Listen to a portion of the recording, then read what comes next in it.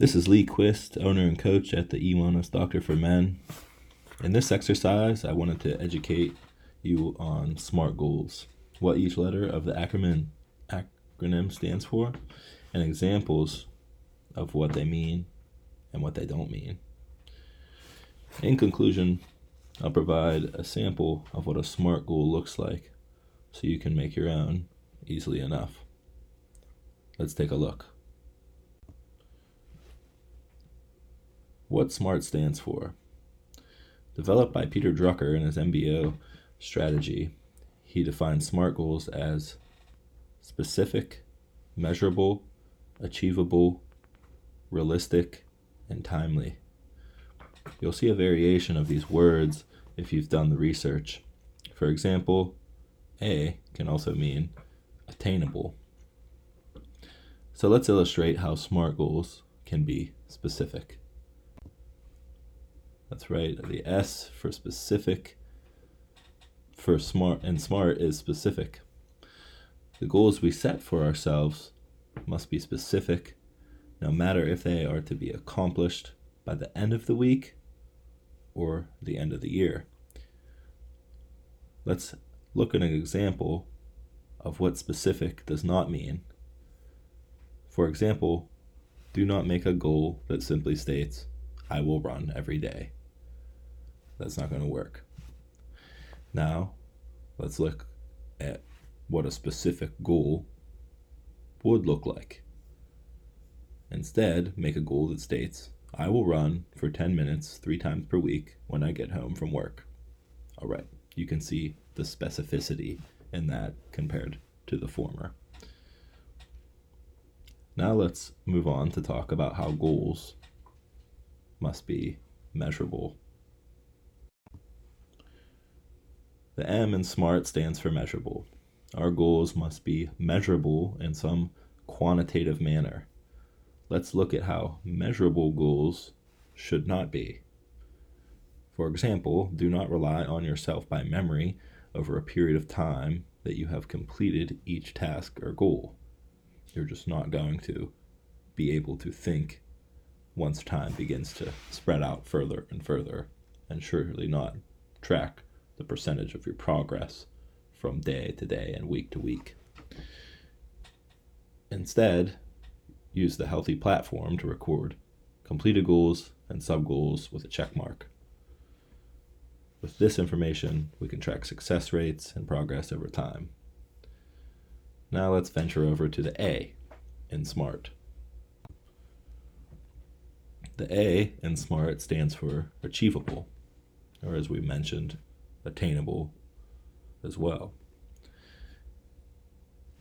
Ask yourself, is this goal able to be achieved? Are you at the point physically where you can run 3 miles without stopping? Let's see how some people fail with their goals because they do not make them achievable. For example, if you have not exercised in more than a year, do not begin with the weekly goal of running 3 miles every weekday after work. Instead, start with running for a period of 5 to 10 minutes a few times per week at a convenient time with your life schedule.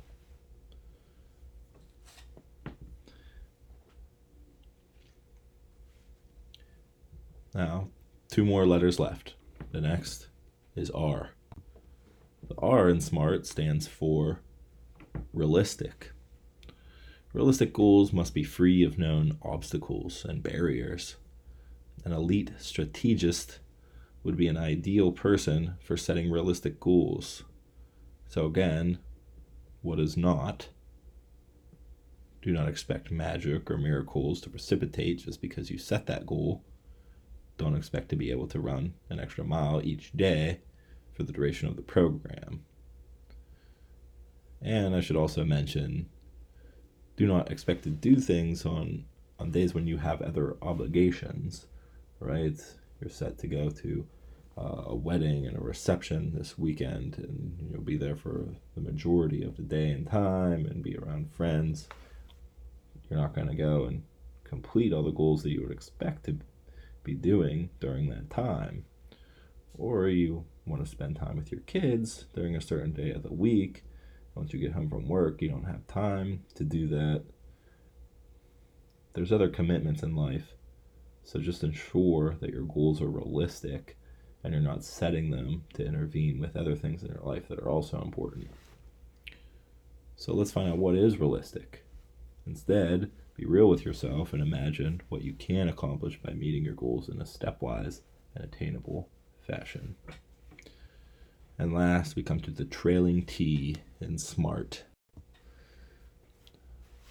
For the T in SMART stands for timely.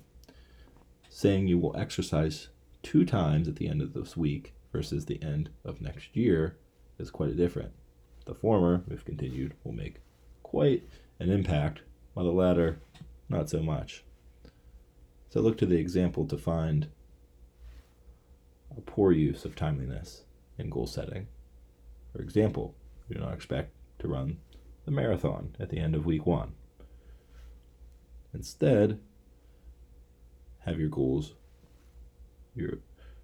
grow in accordance with time by ensuring you are accomplishing one goal and then striving to complete the next, slightly more difficult goal each week. To end this lecture, I'll review an example of what a SMART goal looks like and what you should strive for in your goal setting efforts. As we mentioned, goals must be specific. So let's look at this example. I will run 10 minutes around the neighborhood on Monday, Wednesday, and Friday after work when I get home. Measurable. I will use the healthy platform to monitor and track my goals and sub-goals each day. Right? Then you check mark them once you finish them. Achievable. I am capable of running for 10 minutes without stopping, so I will begin here and grow gradually. Realistic. I have the time in my schedule to afford 30 minutes to run after work, Monday through Friday, so I will work towards that goal. Timely. I will set weekly goals that gradually edge me towards running on Monday through Friday for 30 minutes each time. All right. So thank you for listening to this short lecture on SMART goals. They are crucial to your success in this program and throughout life. Thank Peter Drucker, not me, but actually, most of all, thank yourself. This is a true commitment, and you are capable of success in any aspect of wellness. It's all about your frame of mind. If you have any questions or anything, contact me through our messaging system on Healthy, or shoot me an email to lee@ewellnessdoctor.com. And remember, take some time to focus on 3 things or people you are grateful for, what you would like for them to know, or maybe just show them an act of kindness, like a note, email, a text message, phone call. Apply this to your everyday life to not only benefit how you feel about yourself, but how others close to you feel about you. Have a great rest of your day. See you next time.